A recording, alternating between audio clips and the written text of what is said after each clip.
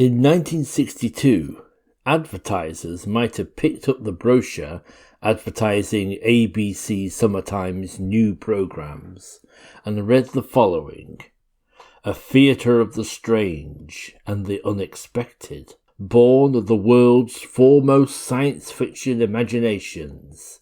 Each week, a specially written, hour-long play of tomorrow, always different, always compelling. That programme was a spin-off from ABC's very popular armchair theatre, Out of This World. It only lasted 13 weeks, but its influence would spread across the decade.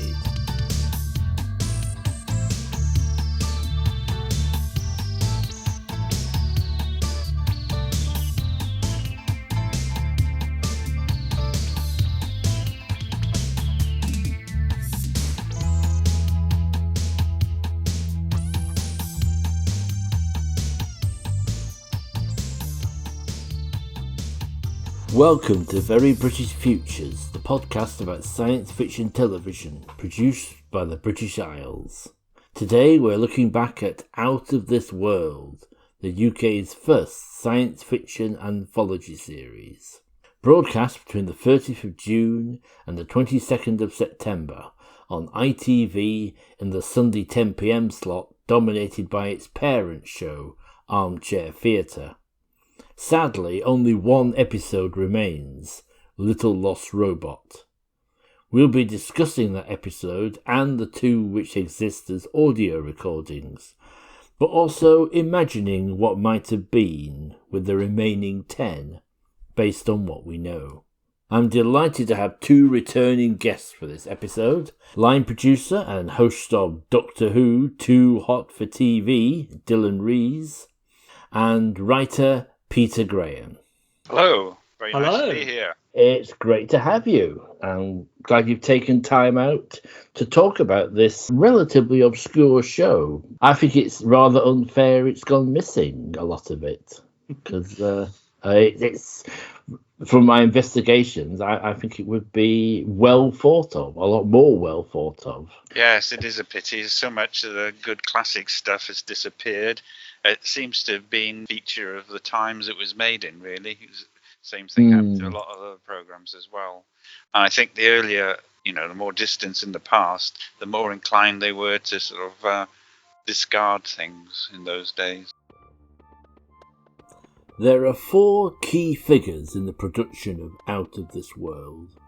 It was the brainchild of Irene Shubik, story editor on Armchair Theatre and keen science fiction reader, beginning in her university days. She had begun her career as a researcher for USA's Encyclopedia Britannica's school film division, but had quickly risen to become a producer. Returning to the UK to care for her parents moved her career back to square one. But when she approached Sidney Newman, head of drama at ABC Television, with a drama proposal, he rejected her script but gave her a job as story editor on Armchair Theatre, a demanding role involving searching for new scripts.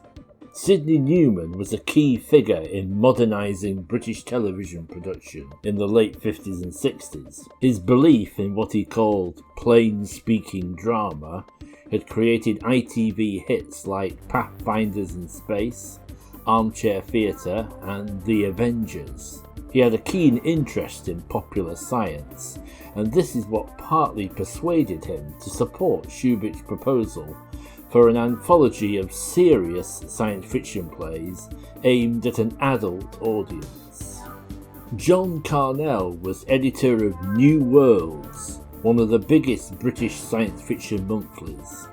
He was also a literary agent, representing many of the leading British science fiction authors of the day, and had an unrivaled reputation in the genre. He was invaluable to Shubik for making connections, negotiating contracts for stories, and suggesting authors and tales to be adapted. Finally, Leonard White was the producer responsible for getting those scripts to the screen, employing many of the new writers, directors and designers which Armchair Theatre had nurtured. He had just finished the first 2 seasons of The Avengers, and in an interview said that he was glad to leave realistic drama behind for a while to work on something more escapist. At the beginning of the 60s, the BBC drama department had no enthusiasm for science fiction. In August 1962, a BBC audience survey reported the genre was too remote, projected too far away from common humanity in the here and now to evoke interest in the common audience. By contrast, ITV, perhaps looking over the ocean to how commercial television operated in the States, was much more open to the genre. Armchair Theatre had already presented several science fiction stories, and the first episode of Out of This World, Dumb Martian, was in fact shown as part of Armchair Theatre as a curtain raiser, with Boris Karloff appearing at the end to introduce the series to come. Karloff's presence as the host, bookending each episode, was itself a transatlantic influence, where other anthology shows such as The Twilight Zone and Alfred Hitchcock Presents had established the formula.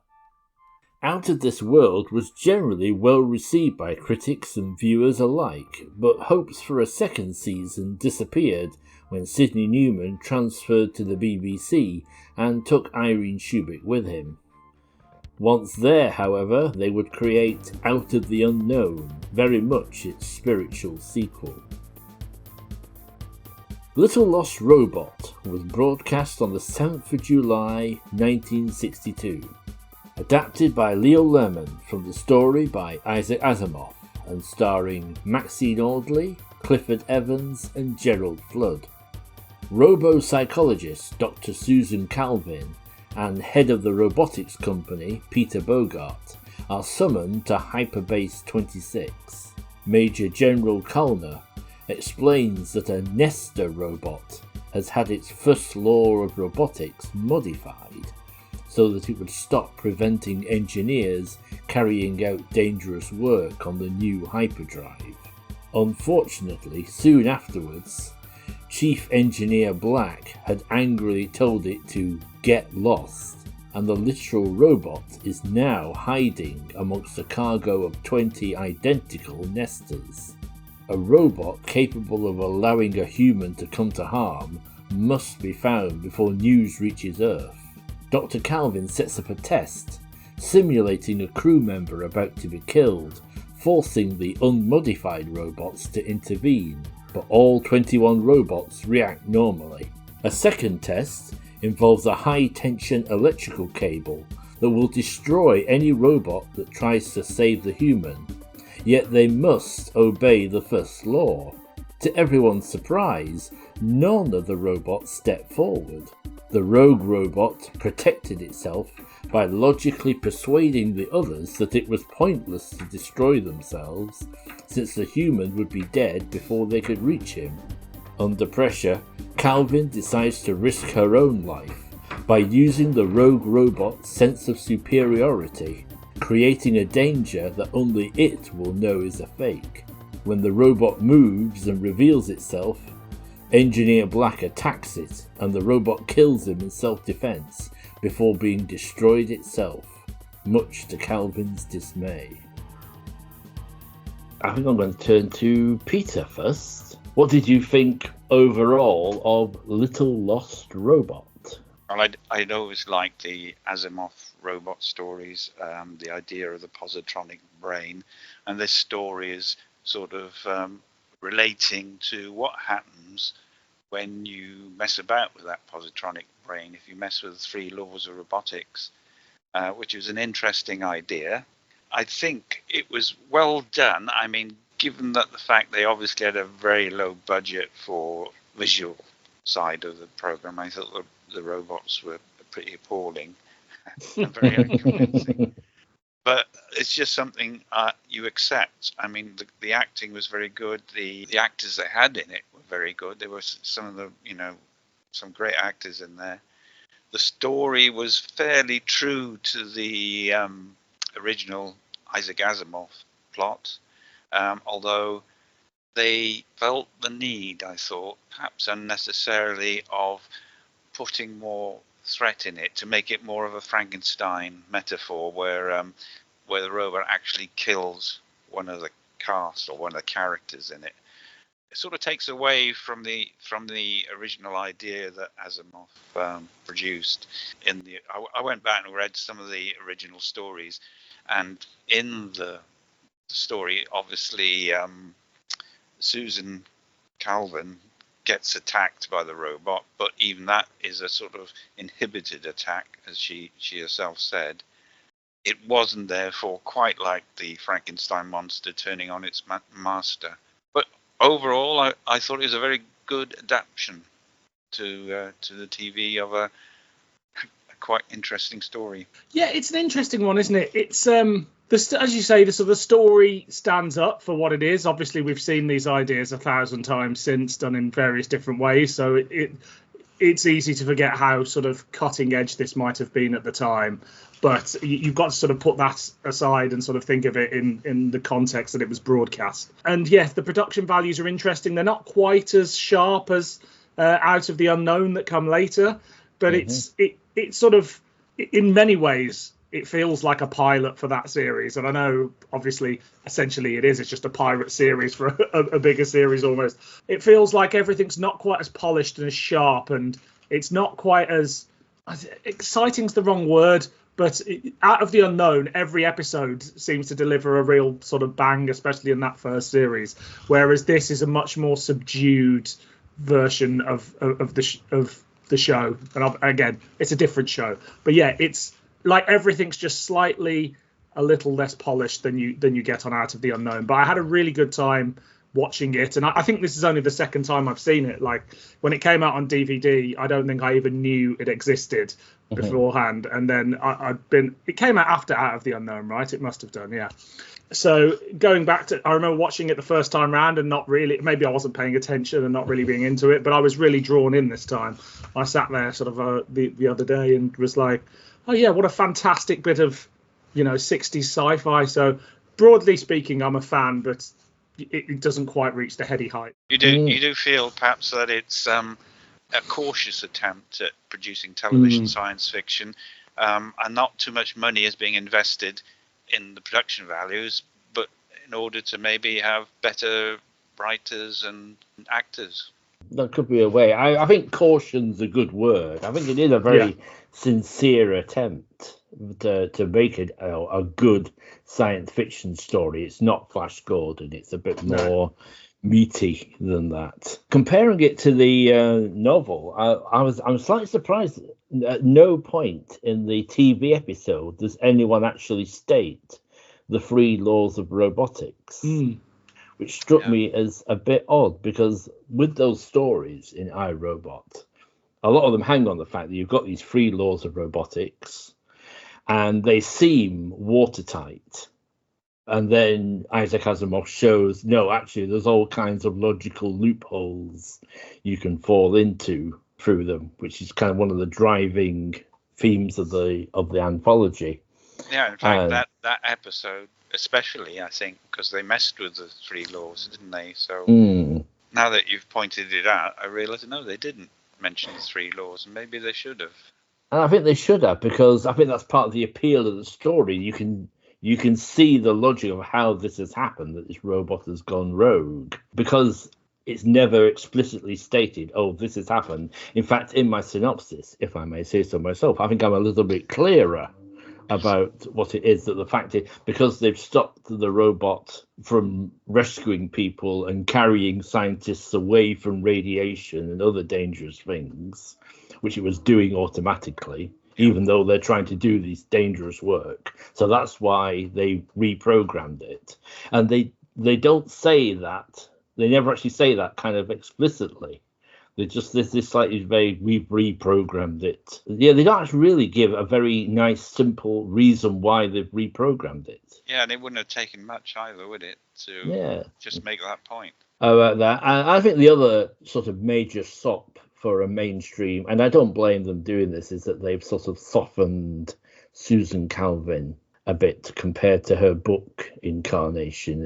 In the book, she's quite sort of driven, and really, robots and this job are her passion. She doesn't like people, does she?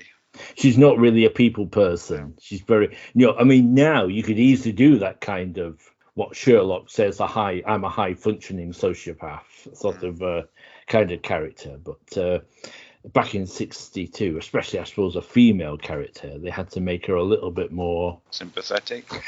There's just a little bit of gentle flirting between her and the general in charge of the base. I think that's just there so the audience can warm to her. Well, what do you think about the design of the robots? I think, again, you have to sort of put aside our ideas of what robots became and how they were designed in television and films just a few years after this and stuff. So they're trying to make something that seems sort of otherworldly but could be created on Earth. So I don't think the designs particularly stand up well, but they look quite goofy, but they are unique, They are like, and even Out of the Unknown a few seasons later would create some much better robots than this, and Doctor Who tries it in various different ways and sometimes gets it right and sometimes gets it wrong, but these just very much of their time. But I think they're great. They're great to watch and see as, again, a prototype of what science fiction on British television can do at the time. Yeah, I don't think to me, they don't look very practical. I mean, inside they must have had a terrible time. They couldn't properly walk. They had to sort of do this duck waddle down the corridor, which really shows up.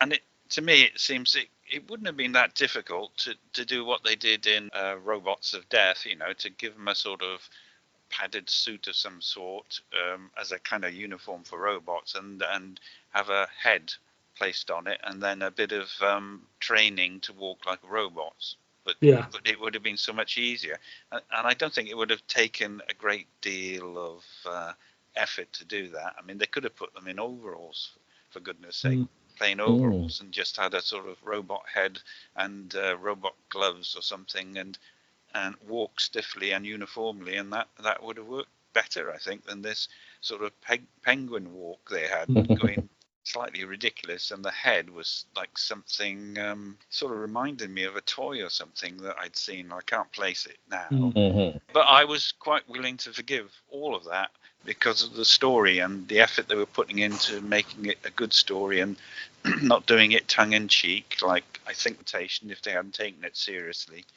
So I will forgive little details like that. It's like the wobbly sets on Doctor Who, I forgive that because the stories are so good. Yeah, I'd agree. Yeah, you sort of like we've learned, I think, often in watching TV science fiction to kind of see a bit beyond the obvious. I mean, yeah, there is a problem with that suit. The body's too long, so it kind of enforces that sort of, like you say, penguin walk on them. I quite like the blank eyes. Maybe that echoes a bit of Doctor Who's Cybermen. That sort of the blank stare that they have. It's hard to imagine them being really dexterous, which apparently they are, and apparently they're better than humans, which is one of the... And more intelligent, apparently. I was just looking at who designed them, and it's John Goddard, and he's got a huge career, but it doesn't look like he does much sci-fi before or after. So you have to wonder, as with all these things, a designer gets assigned to the show, and perhaps, Irene Shubik or whoever noted perhaps John isn't the person for the sci-fi. We'll get him for something a little bit more historical or contemporaneous. But yeah, it doesn't seem like he's got a huge... it didn't from here go sci-fi's my thing and become the great designer of amazing robots and spaceships. Everyone has different sorts of skill sets. Another surprise watching it back. I'm a bit like you, Dylan. I sort of watched it. I got it after Out of the Unknown, and I'd seen Out of the Unknown and loved it, and said, I want more of this, and got the DVD, and then that was quite a few years ago. Rewatching it now, what also surprisingly struck me is that these are emotional robots. But didn't it say that in the book? Didn't one of the robots actually burst out laughing at some point? Or am I imagining that? It might have happened. I must admit, it's been a long time since I've read the Asimov robot stories. And also Dr. Calvin says says he's becoming more arrogant, and he's convinced he's becoming an obsession to prove he's more intelligent than human beings. So it didn't then come across in the program particularly. It was more a case of he was trying to stay hidden and being quite clever about it. But I quite like the solution. It's the same as in the story. It's quite a clever solution. It's quite a sort of Columbo-esque. Yes, it was like a double bluff. And of course, it's introduced, as they all are, with the dulcet tones of Boris Karloff. How do you find him as a how do you feel about Boris Karloff as a host? I think Boris Karloff was great. I think they got him because there was this trend at the time, especially in America, which was, I suppose, it brought it over here, of having well-known characters introducing episodes. I think there was even a detective series that they had somebody doing that. I can't remember what it was now, but it was like Hitchcock's Half Hour or something. Alfred Hitchcock himself used to introduce that. So I suppose it was just the fashion of the time. And if you're going to get somebody, I think Boris Karloff is as good as anyone. Although he's less science fiction, more horror.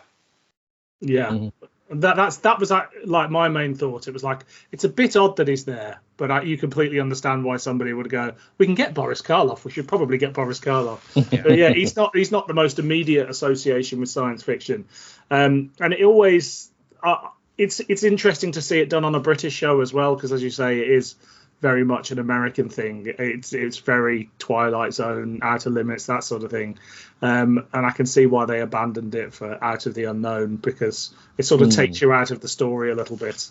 And I wonder with someone like Boris Karloff, if you're sort of setting a sort of precedent that perhaps is Boris Karloff might be more involved in these stories when, of course, he isn't. That's it. It might disappoint people. When he presented Thriller, he did appear in several episodes as well. Just got that lovely voice, and I quite like that he's just always in a conventional tuxedo and occasionally a cape as well. I think we didn't need to see Boris Karloff in a silver spacesuit, and he's lovely. It's interesting actually with Boris Karloff. He really sees television as a way, at a time when quite a lot of Hollywood stars were a bit sniffy about television.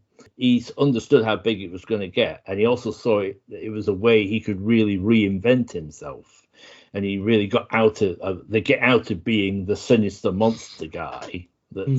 And I was listening to an interview with his daughter, and she was saying how he'd go on anything. He did loads of US panel shows and guest appearances on comedies, and as well as these kind of hosting duties, and it really worked. It became this kind of more urbane celebrity.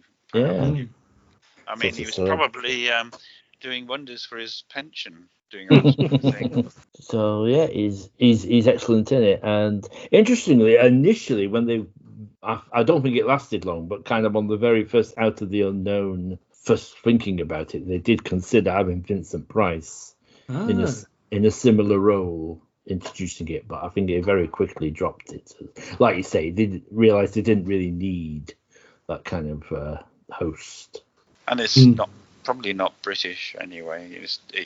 It's perhaps didn't sit as well with British audiences. It sort of goes back to the strength of selling something like the Twilight Zone or the Outer Limits. A lot of the time it's all about the twist, whereas this is, for me at least, and I imagine at the time would have been as well, is very much sold on the talent of, if not the authors, these stories that are being adapted, of these sort of famous stories, short stories, what have you, that are being, a lot of them adapted for the screen for the first time. Or so that's the sort of star name, and then you throw in some good actors of the time. You don't really need that extra 2 minutes at the beginning and the end with a celebrity. But I can understand why it might have hooked people in for the first episode or two.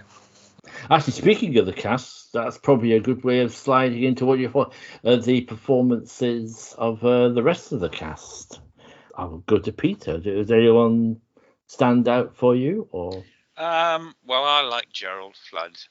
I've liked him in everything he's done that I've managed to salvage.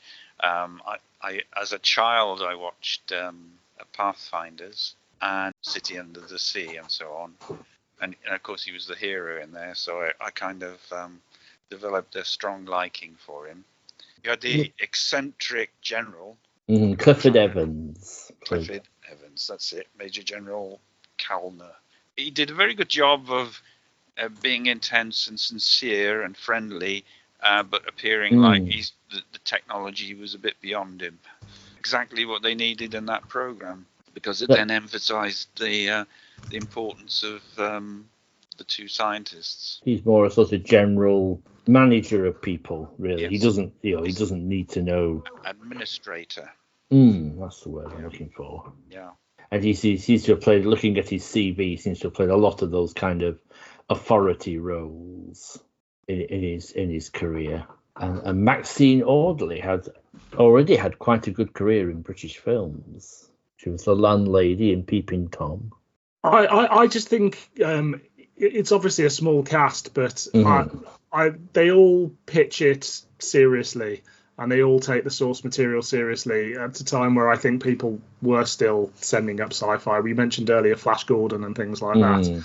And while there are elements that perhaps it is a little easy to laugh at these days, you can sort of leave that hat at the door and go, these are absolutely performers giving it their all and taking the source material seriously, even when there is a weird looking, perhaps not 100% convincing robot staring them down. So I find with the bits of this series that exist and Out of the Unknown, generally the talent they get in take it a lot more seriously than perhaps some of the week-to-week guest stars on things like Doctor Who from time to time. Not always, but occasionally there's somebody pitching it slightly differently to perhaps the intent of the script and the director. They're very professional. I mean, that's what I got from the actors. They were being very professional about it, not saying, I'm only, like you might think that, I'm only doing this because in between getting a proper job. And on the production side, I think you made a good point, Dill. It's pretty solid looking, but it's not quite as polished as it would become. I really enjoyed the sets. I thought the sets were really well put together. I mean, I don't keep meaning to going back to the robots, but they are the obvious sort of flaw in the production.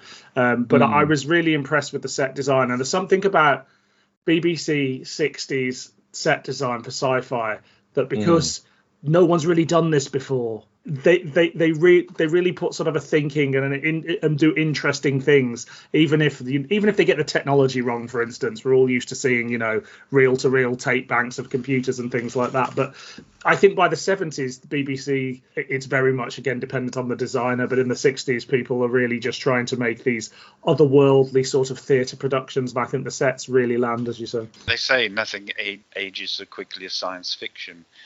Because you can't predict what a control panel is going to look like in 20 years' time. Because in Star Trek they had switches and lights and things, and now, of course, it's all touch screens. There's no way they could predict that, so they do the best they can. Yeah, absolutely. And it is quite an impressive multi-level set. Most of the action takes place on. That's quite impressively designed. Well, I'm feeling we're all kind of giving a thumbs up generally towards Little Lost Robot.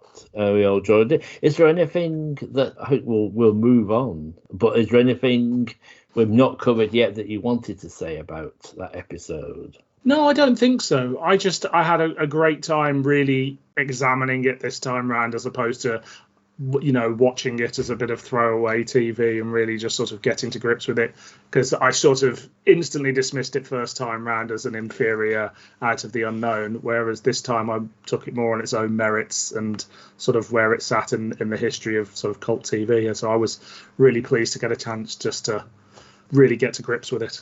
How about yourself, Peter? Sort of summing up.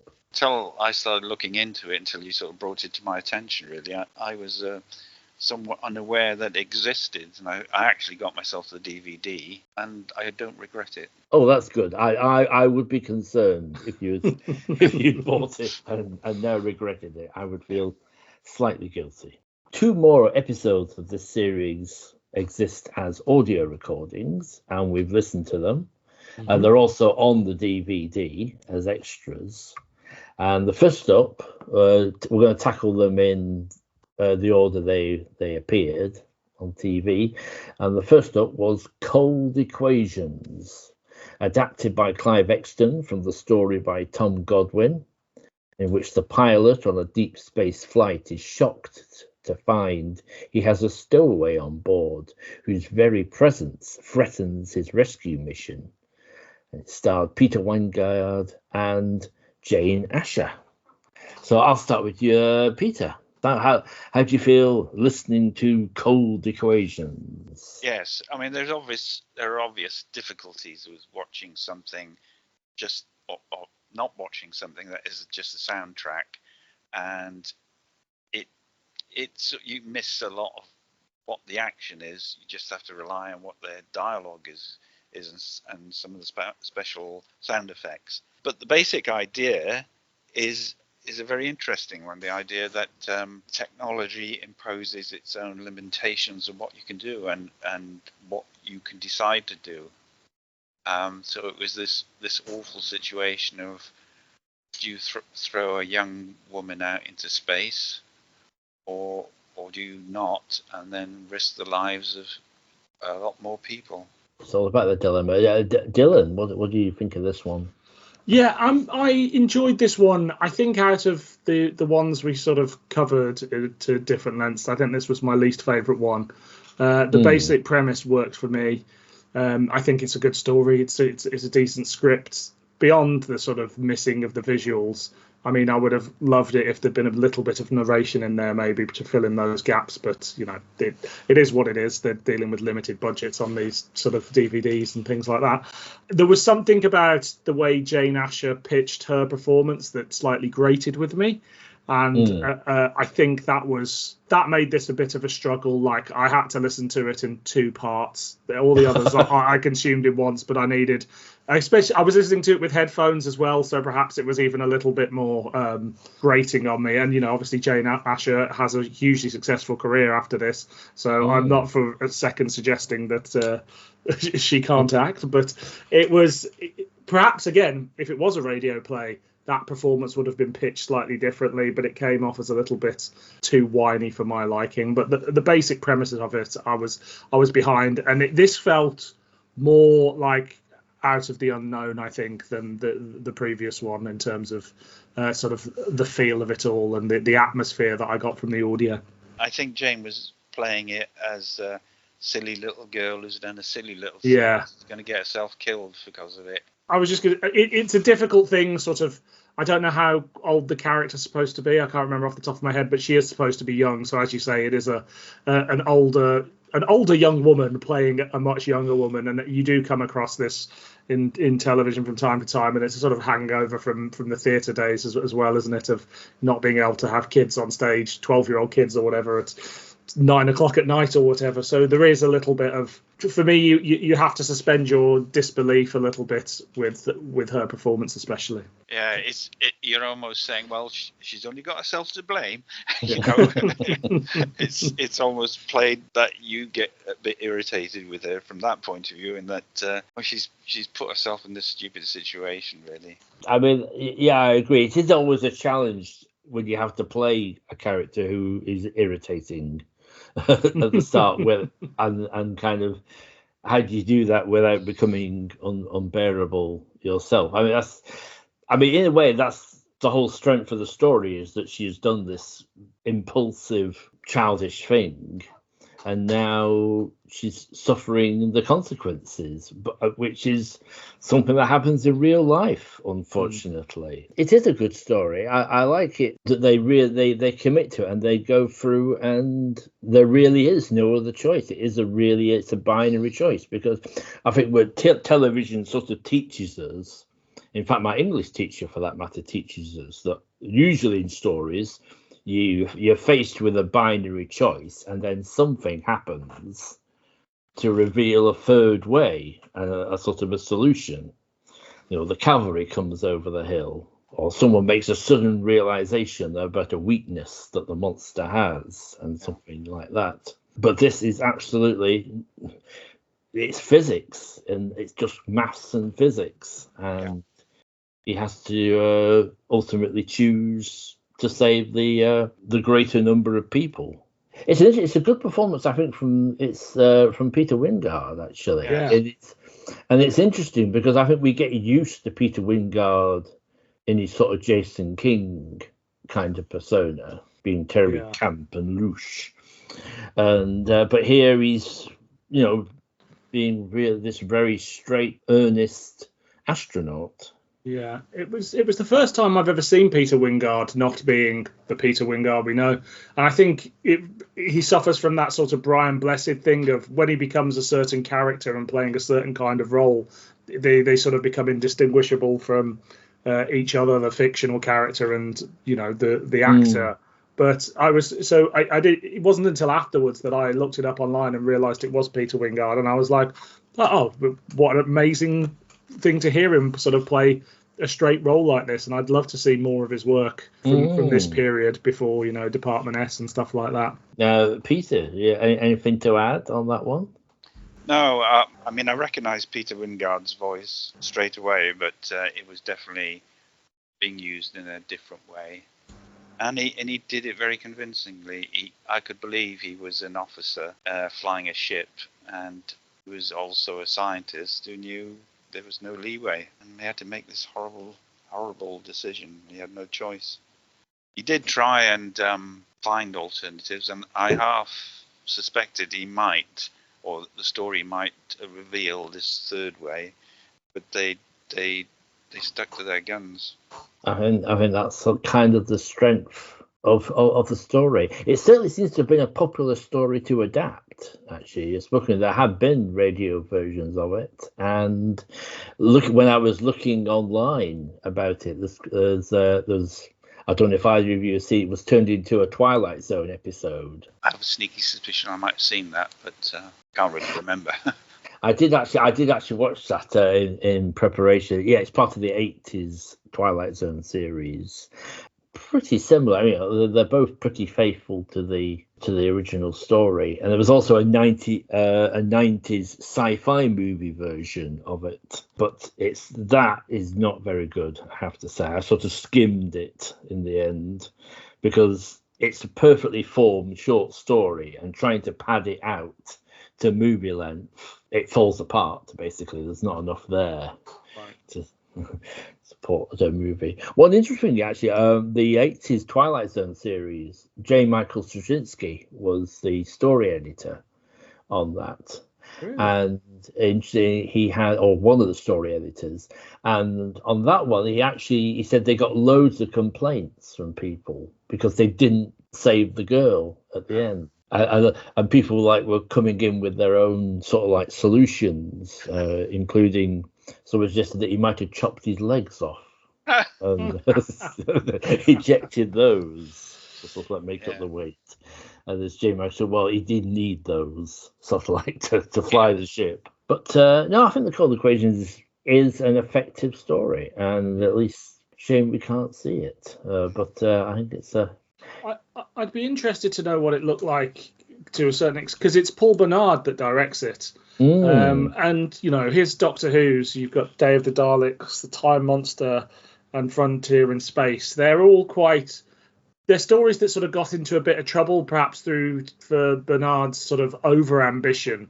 And this is quite a claustrophobic story, so I can't imagine him being able to be too ambitious. So I'd be quite interested to see his sort of take on sci-fi that's a little bit pared back, shall we say, because he's not trying to do Ogron, blobby monsters and things like that.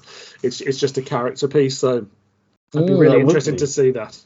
I agree. I think that would be interesting to see how he got round that challenge of this small. Obviously, it's all really much. It must have been just one set, really, for it. Yeah.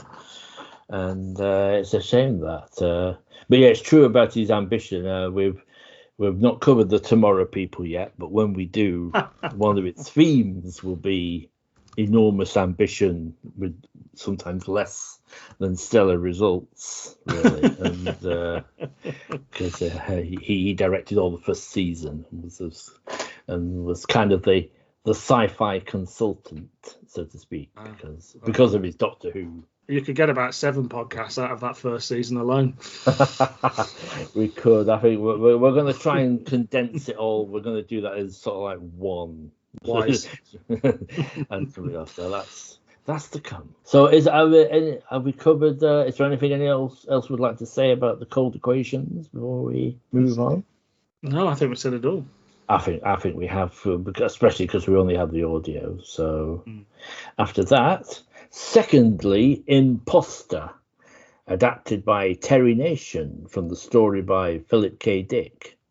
In a futuristic city under siege from the outspacers, Roger Carter, a weapon developer, tries to prove he is not a robot duplicate carrying a bomb inside his body. Starring Patrick Allen and John Carson. So I'll start with Dylan. What did you make of Imposter? This was my favourite one out of the ones that we are able to cover, but by quite some degree. I just thought it was brilliant, tense. I mean, I'm a big Philip K. Dick fan, big fan of Terry Nation. Like all the cliches of Terry Nation, I think don't quite stand up under scrutiny. And at his best, like, I think he really knows how to do some really solid science fiction, especially here when he's writing for adults rather than a family audience.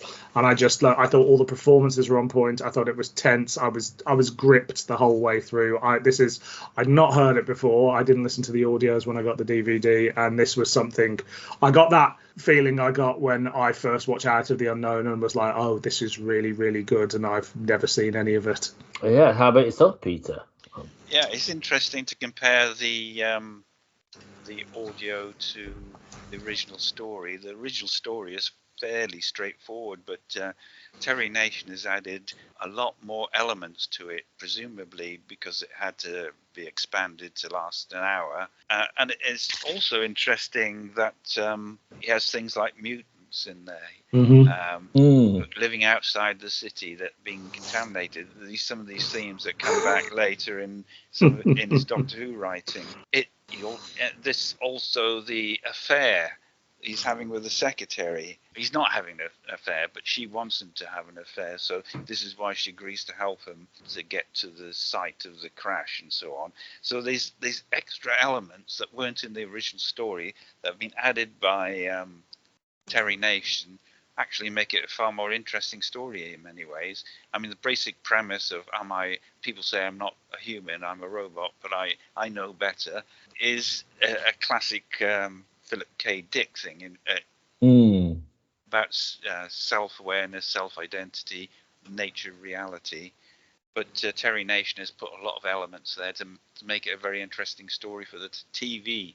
I'm quite impressed with what he did there. Yes, I have to agree. Similar to yourselves, the first time round, I hadn't listened to this one. The first time I got the DVD, this was my first listening to it, and I was really impressed by it. And I agree. I think it's probably my favourite of the three we have something of, because it's a perfect marriage of these two writers.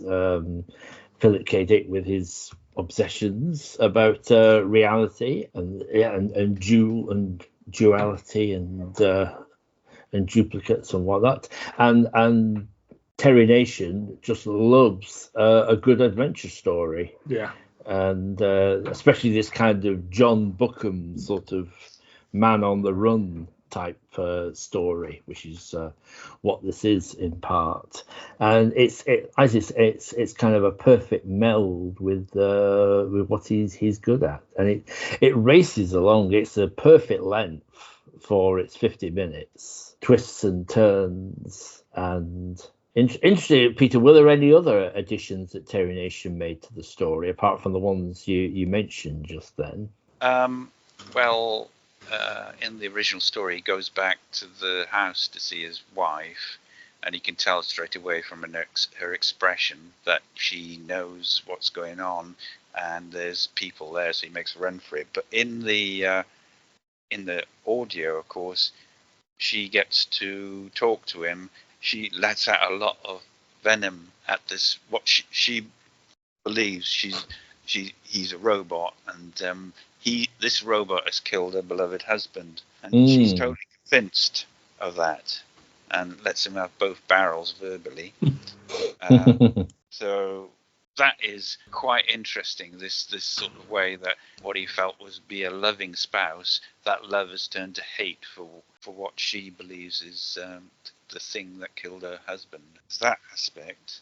The secretary who wants to have an affair, of course, is a useful ally for him to, and a good method for him to get to the crash site. So, I mean, Terry Nation has done quite a clever thing there by introducing this character of the secretary, who is willing to do this in order for her to facilitate his getting to the crash site, and all of the normal avenues have been cut off. Yes, and it is interesting. I'm not going to accuse Terry Nation, but there are so many parallels, that things that would recur in his later Doctor Who work. So we have a domed city with an impenetrable shield and mutants out and beyond the dome. But they're actually called mutos, aren't they? Like in Genesis of the Daleks. But never let a good idea go to waste. No. Absolutely. Terry Nation was very good at recycling stories. Yeah. He actually used the same script for two different series once, or virtually the same script for two different series. I actually compared them once, and they almost were exactly the same. I read that actually in his biography. Yes, he and unfortunately they then kind of both episodes were transmitted in the same week, sort of like the Saint and the Baron, I think they were. Yeah, and one or two critics did kind of notice. Yes. This is the same plot, but there you are. He got away with it, and I'm glad. And it's also that disposable nature of television back then. Like, we're talking about things that he reused in Genesis of the Daleks sort of 12 years later. Like, at no point did anybody think that anybody was ever going to see or hear this episode of Out of This World again. So why not reuse those ideas? I admit it's a little close to the bone when they're airing in the same season, let alone the same week or something. But it was also that, again, the nature of television of, it's a production line. We've got to get these out quickly, especially the sort of ITC stuff. There's famous stories of them going, we've got these sets from this. Can you write an episode of this series set in these sets and these ones in this one? So the odd script idea, or maybe even the odd script, was always going to leak through as well. Yes, and I think it's very well cast. I think John Carlson is excellent as Roger Carter, the man on the run, and Patrick Allen as his dogged pursuer. Patrick Allen just has this amazing voice that is now kind of parodied quite a bit, but it is a terrific voice to hear. I wonder you mentioned the terrific voice, and I wonder if that's why this one works better as an audio, because it's his voice, but also the performances that John Carson's giving as well, the sort of frantic nature of it sort of transcends the screen, and you can figure out what's going on much more easily, purely by coincidence, of course. But it just helps that you've got these two strong voices that, although they are pitching it for television, do feel a little bit more like they're pitched for radio. I think that's a good point. I think quite often you can imagine the scene quite well through what's being said and the way it's being said. So I did find this one, it was an easier one to follow than the Cold Equation one. I wonder if either of you were aware it was turned into a movie, Imposter, in 2001, with Gary Sinise in the lead role as is he a robot or isn't he? So I don't suppose have either of you seen that film? No, I wasn't even aware of it, actually, so I shall look out for it. Yeah, me too. I would definitely like to see further adaptations of this story, because I think it's something you could do now and not have to make too much changes to it. I think it's a story that very much stands the test of time. I think it does. I think it works. It's been a while since I've seen it, but I remember it being an enjoyable sci-fi thriller. Sadly, the remaining 10 episodes only exist as plot summaries and memories, plus the script for Dumb Martian. However, we're going to use our imaginations to guess what they might have been like. So we'll start off with the pilot episode, which was actually shown as part of Armchair Theatre, as a sort of curtain raiser. And then at the end, Boris Karloff appeared and said, starting next week. I'm resisting doing an impersonation. Try harder. There'll be this new series, Out of This World. Dumb Martian by John Wyndham, adapted by Clive Exton. A lonely superintendent brings his despised Martian wife aboard a space station. He receives far more than he ever bargained for. Having read the script and obviously the original story, I found this very interesting. And it struck me as this is probably one of the first science fiction examples of Grimwade syndrome or robophobia appearing, but in the form of an expressionless Martian who has no body language or facial expressions. And if we think about robots of death and the effect of robots without body language or facial expressions had on one of the characters in there, and at one point Layla says, showing how important this is, she says he walks like a hunter, identifying the undercover agent almost immediately. And something that doesn't have any robots in it, I thought there was a lot going on from a robot point of view and the human interaction with robots. The other thing I got reminded of was a film with Oliver Reed and Rita Tushingham called The Trap, and it was almost similar in a way, where it was somewhere out in the Yukon or something like this, where a man buys a dumb woman who can't speak, literally dumb, and drags her off to be his wife against her will. I can't remember if he actually paid her for it, but there the outcome is different because it develops into a love story, which is quite pleasing. But I just wanted to mention that because these things sort of occurred to me while I was reading through the script, and I thought they were quite an interesting points to make. Yes, actually, I was interested you say that because reading, I do like it. I read this short story way back when. I think it's in Consider Her Ways and Other Stories collection. I enjoyed it, and the script seems pretty faithful to John Wyndham's story. And funnily enough, I did sort of think to myself, this story could work if it was a Western. I didn't know they had actually done something similar. I hadn't heard of The Trap, but I remember thinking you could do this as a prospector and, well, two prospectors and a Native American woman. Well, what did you think of it, Dill? So I read this only today, actually. I read it half on my way to work, half on the way back. It's an interesting one. It's in many ways, even without seeing the production, it feels like one of the ones that would be considered the most dated. We talk about, the design of computers and robots and things like that, dating things. But there's something about the politics within this. And while I believe that it was probably seen as quite a progressive thing, when we get into slavery and women's rights and things like that, it's most definitely on the side of these things are bad. But in terms of the style of storytelling, it's very clumsily done that sort of makes it feel it's very on the nose. Again, contemporaneously, it probably wouldn't have seemed like that, and it might have made a few people sort of question things, but I do think this is a script that has perhaps aged a little badly. It's not out and out offensive, it's just very sort of clunky in the way it handles these elements. I can see what you mean. Yeah, there is a touch of, you could say there's a bit of what we might say white savior about the more progressive astronaut who sort of like takes an interest in the Martian woman and tries to sort of like educate her a bit. And that would, now you just wouldn't write it like that. You would make it much more an even-handed, mutual kind of learning, perhaps.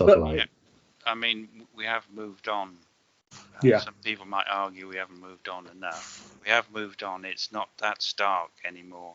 It might have been when John Wyndham was first writing this sort of post-colonial period where people considered natives to be something subhuman, and so we have these rights. But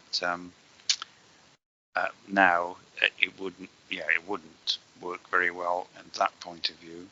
I did find some of the comparisons, though, with other things very, very interesting. In a way, it would make a better story about a robot relationship with a man, because of the maybe that's how they would do it nowadays.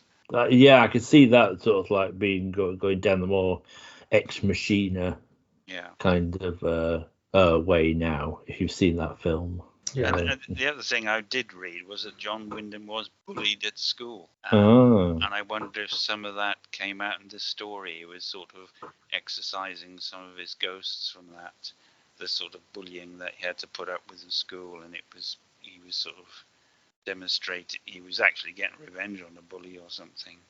Well, we'll move along to the next episode, which was The Yellow Pill, shown on the 30th of June 1962 by Rog Phillips and dramatised by Leon Griffiths. An alleged murderer, claiming he comes from another time, is brought for examination before a psychiatrist. Strangely, he seems to know an awful lot about his private life, even though they have never met before. Now, for this one, this episode was actually remade for the third series of Out of the Unknown, when they were struggling to find suitable scripts, and so went back and remade a couple of the Out of This World scripts. Although the Out of the Unknown episode is missing as well, it was reconstructed for the DVD release. So, and I watched it myself. I don't know if either of you had a chance to rewatch it. Yeah. My answer is no. Sorry. That's okay. Dylan, did you have a rewatch of it? I did, yeah, and I thought it was a brilliant conceit. Like, I'm trying not to talk too much about the production because we don't know. No. But I just thought I can see why they picked that one, because it's sort of contained, so you can do it sort of cheaply. But it's also just a cracking story. It's really tense, and it's the classic thing. It's basically set in one room. How do you make that interesting? And it's just done with some really sort of snappy dialogue and some interesting sort of psychological twists. Again, it was just brilliant to revisit. I'm very fond of the Yellow Pill that I've seen. Like you say, I'm a sucker for a good two-hander story of two people trying to outwit each other, and I think it's a very strong story. And apparently the Out of the Unknown episode is pretty close to the original, so I think it is. So I think we can confidently say that the original would have been pretty good as well. I reckon so. Botany Bay, which comes out on the 28th of July 1962, and it was an original script written by Terry Nation. Medical student Bill Sheridan discovers that the psychiatric institution where he works is being infiltrated by aliens. When he accidentally kills one of the alien-possessed orderlies, he is committed to the same clinic as a patient. He has to convince his brother and his girlfriend that the creatures are real. I'll turn to Peter first. It's a good premise, an interesting one. It's a bit like convincing people I'm not a robot. I can't really say very much more. It is interesting, though, that and Imposter by Terry Nation were two stories that helped him get a commission to write the first Dalek story in Doctor Who. Just as a historical aside, really. As you say, it sounds like an interesting premise. I'm always a sucker for a bit more Terry Nation doing sci-fi.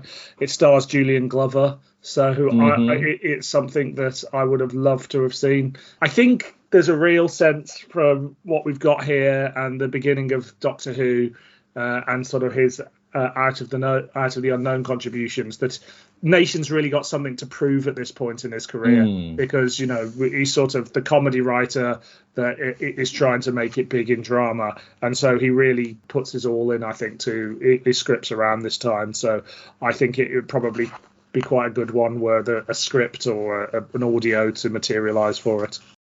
So this is The Man Who Invented the Daleks by Alwyn W. Turner, of the biography of Terry Nation. The Times, and this is a spoiler, but the Times reviewer reported an ingenious twist in which we are made to realise that ourselves, the inhabitants of Earth, were the sinister intruders on some simple future world.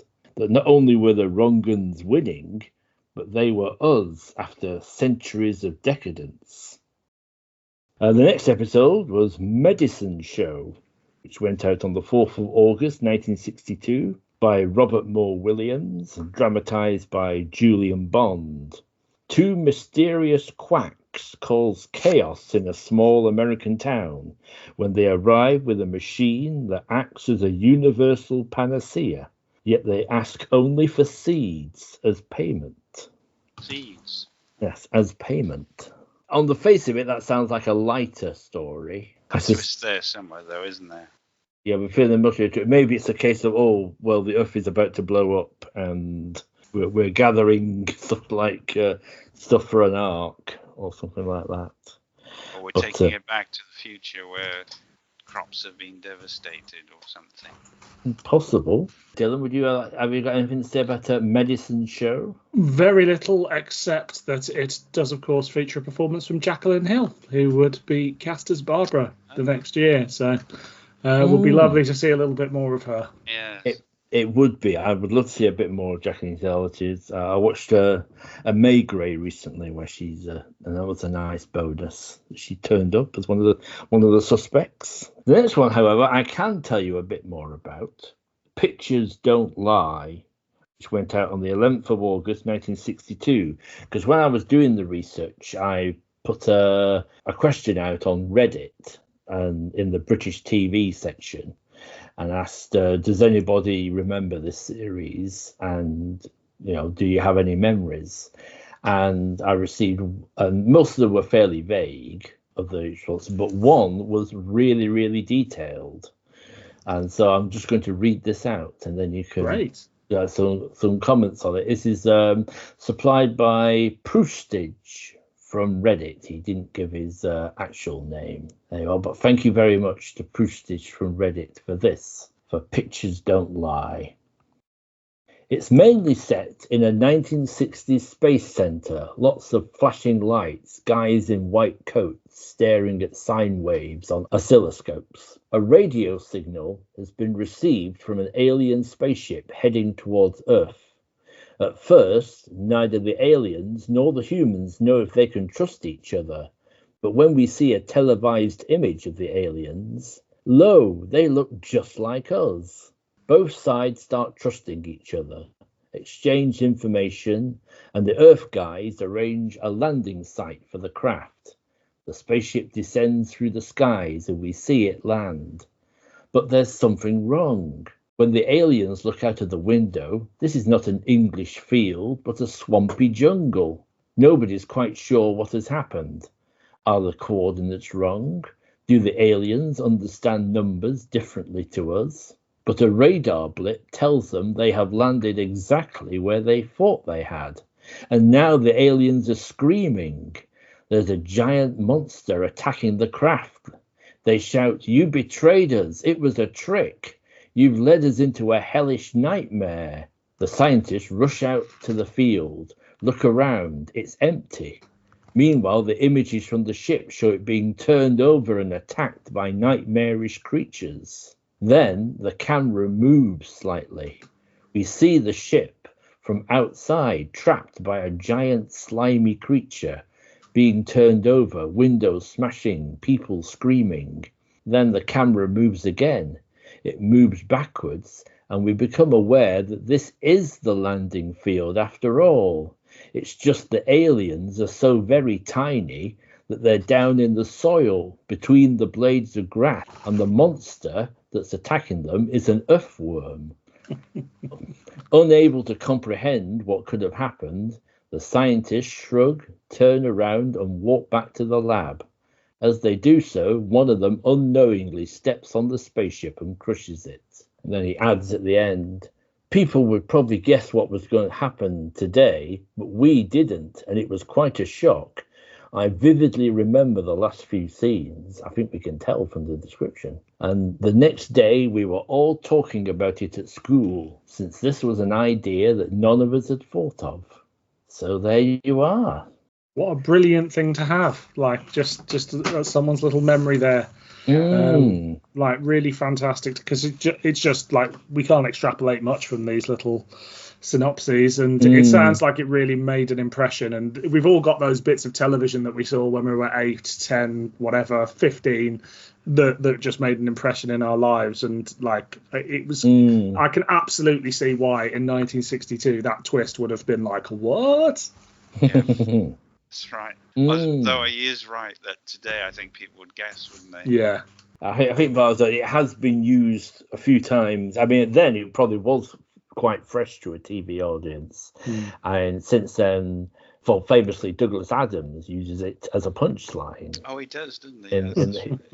In the Hitchhiker's Guide. And 2000 AD did a Future Shock. Do you know about 2000 AD Future Shocks? Yeah. Do you know, Peter? Yes. And in that short story, it was basically what I've just read out, and it sounds like someone at 2000 AD was a bit cheeky there and adapted that into a 4-page story. But Pictures Don't Lie was written by Catherine MacLean and dramatised by Bruce Stewart. Yeah, so I'm sad I can't watch that one. It sounds really good. Next one, Vanishing Act, the 18th of August, 1962, by Richard Waring. A struggling conjurer achieves instant fame after his disappearing act improves thanks to a device once owned by a master magician. But what is happening to the increasing number of people who disappear? Very intriguing. Would love to know what happened. It's interesting. It's one of those, you could play that either way. It could be a quite light-hearted comedy sort of a story, or it could be a really sinister sort of horror tale, that one. Absolutely. And we've got Maurice Denham's in it, and Derek Newark as well. A good cast. I think, I can imagine Maurice Denham as a sort of struggling magician. I like that idea. So we move on to, then there was Divided We Fall on the 25th of August, 1962. Dr. Bailey is called in to help detect synthetic creatures, the Sins, accused of being fifth columnists for a hostile species by the world's most powerful computer. But years of isolation have made the investigator distrustful of his orders. And this is actually one I managed to find the synopsis of the original sci-fi story. Oh, really? Yeah, so twist was it that basically the computer basically lying, it realized the only way it could keep things going is maintaining this climate of fear all the time. So it wasn't really detecting sins, it was just kind of pointing at people at random. Interesting. It's not. I'm not hugely familiar with the director or Leon Griffiths or anything like that, so it's not one that I have huge amounts to say on. Next one was The Dark Star on the 1st of September. The police ally themselves with noted biologist Dr. Howard to discover a cure for a terrible alien plague that is sweeping London. I didn't find any more information about that one. I don't know if it's based on a novel called The Ape of London. I don't know whether any of us have ever read that. Oh, that rings. I think when I was looking up, thank you for saying that, because it had completely gone out of my head. But I think I had at some point read that. Yeah, it's anything remotely apocalyptic like that. I'm all there for. So I can only imagine it would have been one that I would have enjoyed watching. Problem is, I have nothing to add. 3 more to go. Immigrant, 8th of September, by Clifford Simak, adapted by Terry Nation. This one is covered a bit more in Nation's biography. Earth sends a spy in the guise of a new immigrant to the planet Kimon, which selects only the best to colonize its incredibly wealthy mineral paradise. His mission is to discover why no settler has ever returned to Earth from the planet. I've heard it mentioned, but I haven't looked into it. Well, thanks to to Alwyn W. Turner and his biography of, I can reveal the twist of the story. Basically, is that the aliens ask for the best and brightest of Earth, but when these geniuses get to the planet Kimon, they discover that they're basically the level of pets, basically, compared to the super advanced Kimonians. It appears that their pride, they can't bear to go back and tell people that they're basically being kept as sort of children. It's got a bit of a Star Trek feel from what you're saying there for me. Like, I wondered, seeing the title, whether it was something that would perhaps be a little bit more of a political allegory, but it feels very Star Trek, the original series, from that synopsis. I'd agree with you there. It does. In fact, this sounds a very Kirk sort of statement. It has one quote here: "There's only one thing that will crack this planet, and that is humility." Yeah, there we go. and actually, that is a theme of Clifford Simak. A lot of Clifford Simak's work has a sort of spiritual side to it, and a sort of people that sort of evolving and encountering aliens and becoming wiser as a result of it. Of these, and interesting, he adds in at the bottom that there's, of these two stories, there's little doubt where nations' sympathies lie. Simple narrative of Imposter, driven by action rather than philosophy, was much more to his taste. The next episode was another one that was remade by Out of the Unknown, so at least we have, thanks to Mark Hardy's marvellous book, we have more of an impression of what it was like. Target Generation, which is also by Clifford Simak and adapted by Clive Exton. Aboard the Generation starship, John Hoff is endowed with a unique and dangerous secret. He can read. How can he use this to solve the approaching nightmare of the tremor? This is that classic sci-fi situation of the Generation colony ship, where people live and die on a ship for centuries as it travels between the stars. The civilization disappears while they're on there, become like a simplistic society within the ship. It's the sort of theme that gets played. It's been played on several times. You see it again and again as a theme. Yeah, it is that sort of classic, the Generation ship. And you might, and even without the use of the synopsis, you might have a guess what the tremor actually means. The tremor. Could it be landing somewhere? Correct. Yes, that is it. Excellent. There you are. And of course, everyone's got this whole society is based around just, they've almost forgotten they're in a spaceship. So the whole thing is he's struggling to kind of land the ship and set things in motion, and everybody else in society thinks he's a heretic and is trying to stop him. And another fantastic cast as well. You've got Dinsdale Landon in there and Philip Maddox. So I can only imagine there would have been some great performances. I think so on that one. I think that's another. So it's another one. I can see why they remade that one. Yeah, it's a good strong story. Finally, we have The Tycoons on the 22nd of September by Arthur Sellings and adapted by Bruce Stewart. Novelty mannequin makers The Project Research Company is not paying its taxes properly. When accountant Oscar Raybone goes to investigate, he discovers that the owners are not all they seem. Well, a corporation not paying their taxes sounds like a universal story that could be told today and indeed in the 60s. Indeed.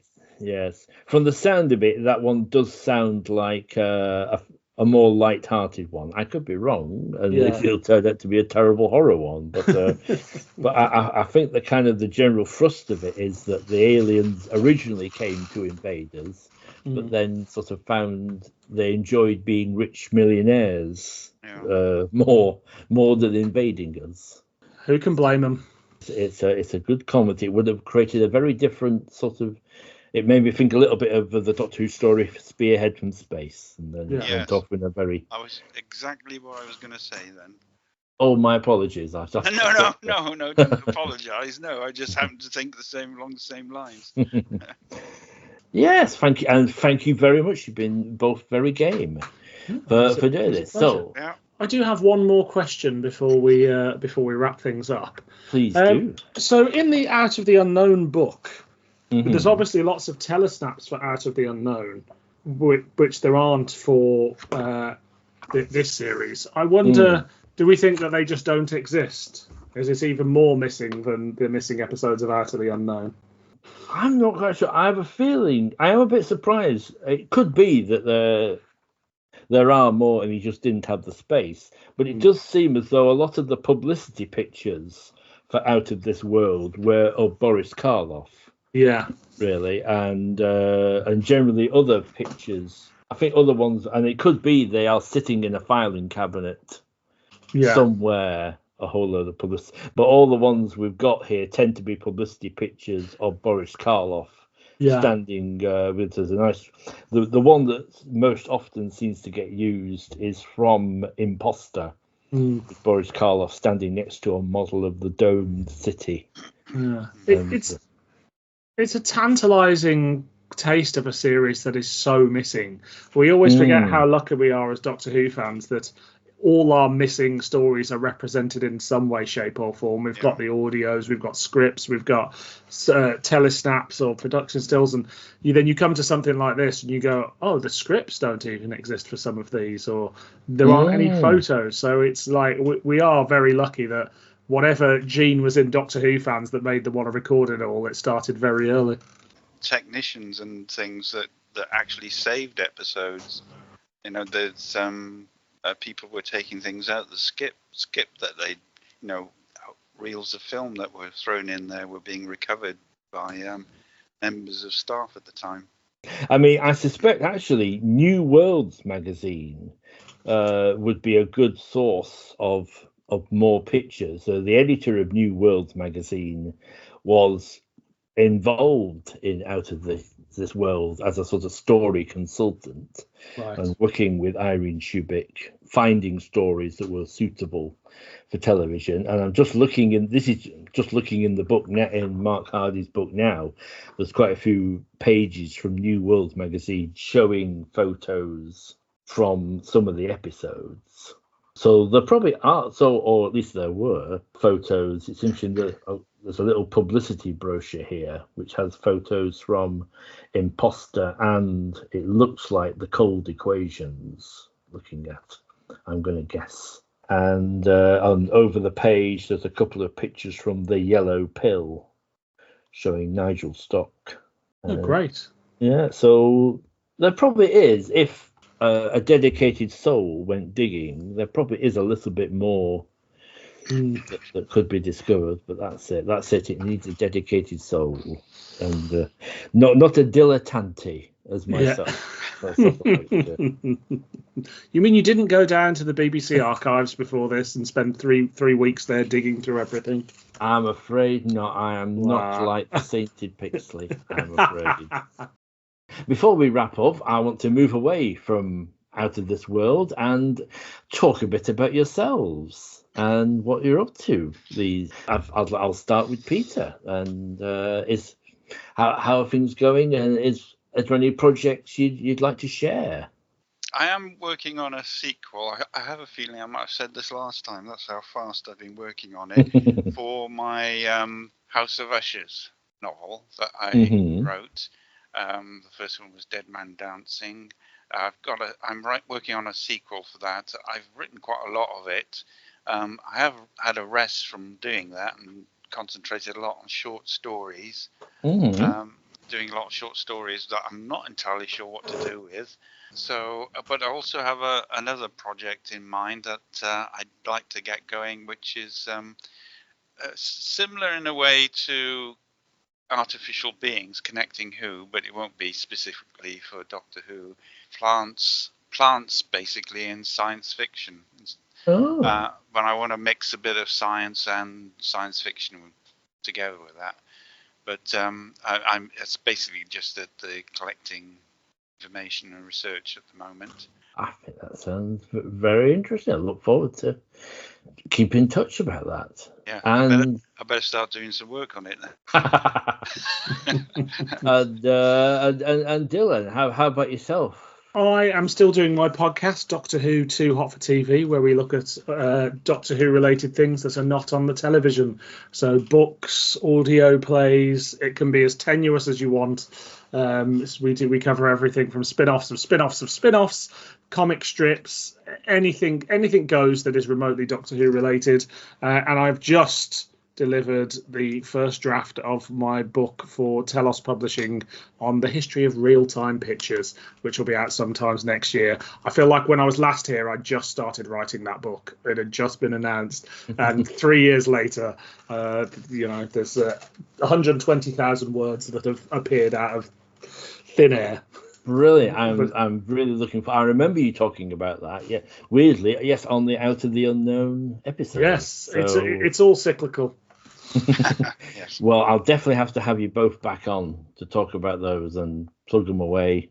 Brilliant. On the future. And just remains me to say thank you very much to Peter Grehen and Dylan Rees for taking the time out to join me to talk about Out of This World.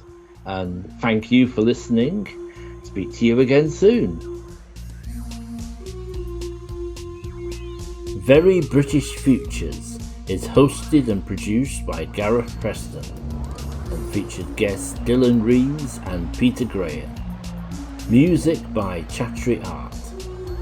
Follow the show on Twitter at FuturesVery or visit our Facebook page. For more information about Out of This World and the podcast, please visit our website at westlakefilms.uk/verybritishfutures. If you'd like to get in touch with suggestions, memories or questions, email us at verybritishfuturespodcast@gmail.com. This has been a Phantom Frame production.